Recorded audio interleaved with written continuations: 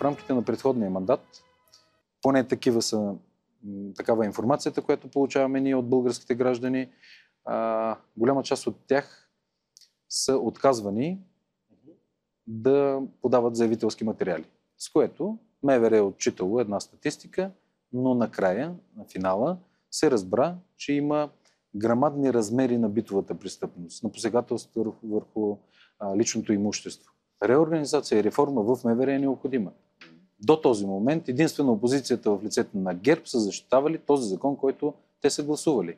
Иначе всички, и синдикати, и гражданите са наясно, че е необходимо преструктуриране на работа на МВР от гледна точка включително и на да няма смесване на компетенциите на различните полицаи в различните звена.